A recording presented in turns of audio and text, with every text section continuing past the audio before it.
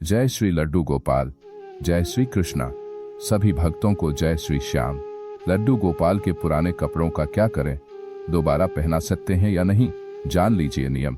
कई लोग अपने घर पर लड्डू गोपाल यानी श्री कृष्ण बाल रूप की मूर्ति रखते हैं।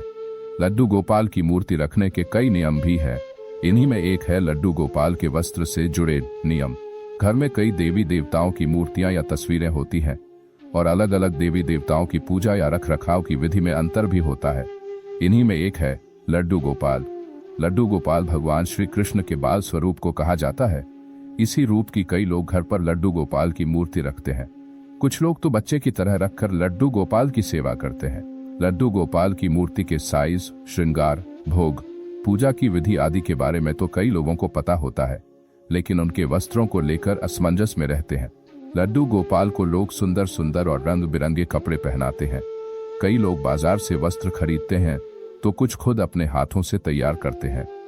भक्त मौसम के अनुकूल भी लड्डू गोपाल को वस्त्र पहनाते हैं, लेकिन सवाल यह है कि लड्डू गोपाल के ऐसे वस्त्र जो पुराने हो जाएं, उनका हमें क्या करना चाहिए?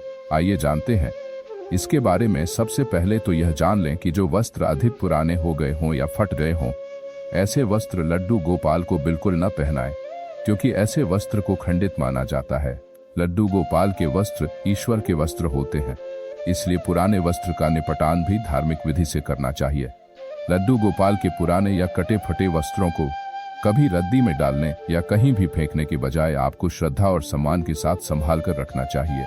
और लड्डू गोपाल के वस्त्र बिल्कुल अच्छे हों तो आप इसे किसी धार्मिक संस्था आदि में दान भी कर सकते हैं। कई जगहों पर इन वस्त्रों का पुनः उपयोग किया जाता है। वहीं लड्डू गोपाल के वस्त्र यदि अधिक पुराने हो जाएं और इसे घर पर न रखें तो धार्मिक विधि से किसी पवित्र नदी में वस्त्र का विसर्जन कर सकते हैं। पवित्र नदी के साथ ही आप लड्डू गोपाल के वस्त्रों का भूमि विसर्जन भी कर सकते हैं। इसके लिए आप मिट्टी में करीब 1 फीट का गड्ढा खोदकर वस्त्र को डाल दें और मिट्टी भरकर इसके ऊपर कोई पौधा लगा दे। जय श्री लड्डू गोपाल।